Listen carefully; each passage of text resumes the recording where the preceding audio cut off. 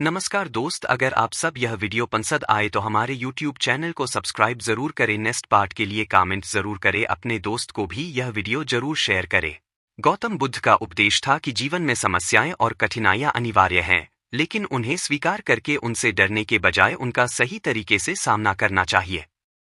उनका दर्शन इस बात पर आधारित था कि दुख और समस्याएं हमारी मानसिक स्थिति और नजरिए पर निर्भर करती है। गौतम बुद्ध ने यह सिखाया कि शांतिपूर्वक, साहसिक और समझदारी से समस्याओं का समाधान करना हमारी आध्यात्मिक उन्नति के लिए आवश्यक है। गौतम बुद्ध ने अपने जीवन में कई कठिनाइयों और कष्टों का सामना किया, लेकिन उन्होंने कभी भी समस्याओं से भागने या डरने का रास्ता नहीं चुना। इसके बजाय उन्होंने समस्या को समझने, स्वीकार करने और उसका समाधान निकालने का तरीका सिखाया।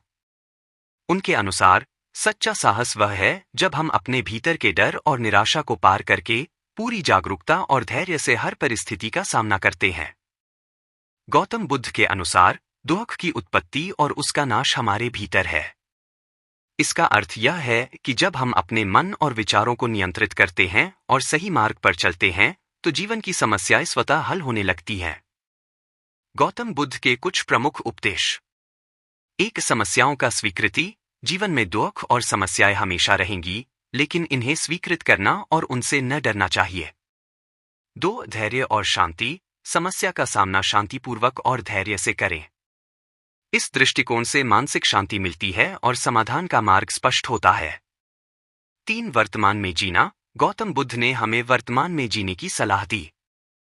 भविष्य की चिंता या अतीत की पश्चाताप से बचने के लिए हम वर्तमान में पूरी तरह से केंद्रित रहें। 4. आत्मज्ञान। समस्या का असली समाधान आत्मज्ञान और समझ में है। जब हम अपने भीतर की स्थितियों को समझते हैं, तो बाहरी समस्याएं कम महसूस होती हैं।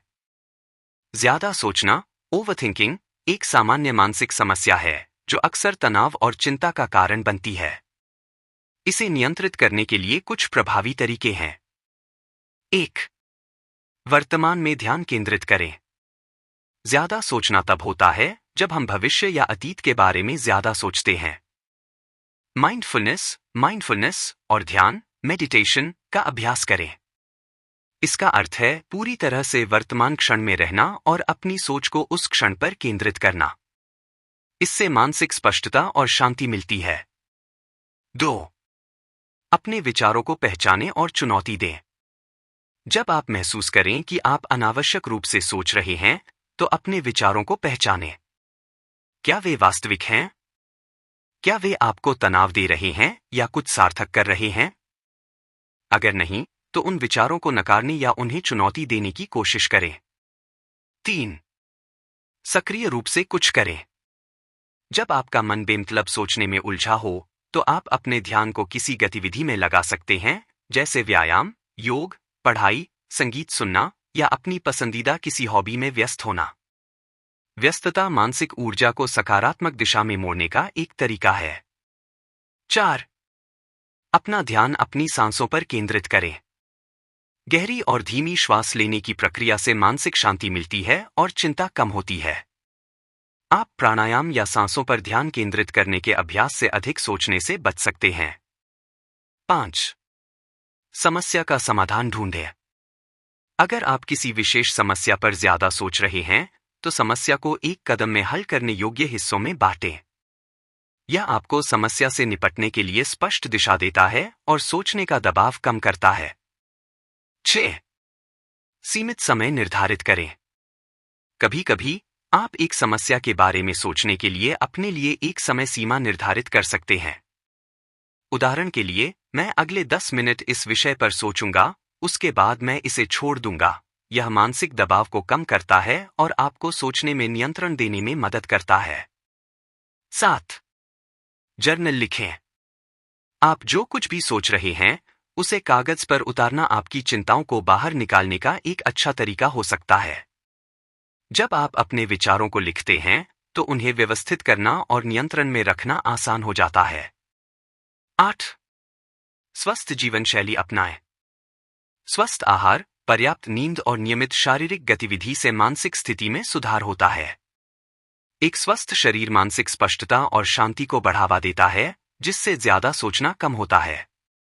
9. स्वयं से पूछें, क्या यह महत्वपूर्ण है?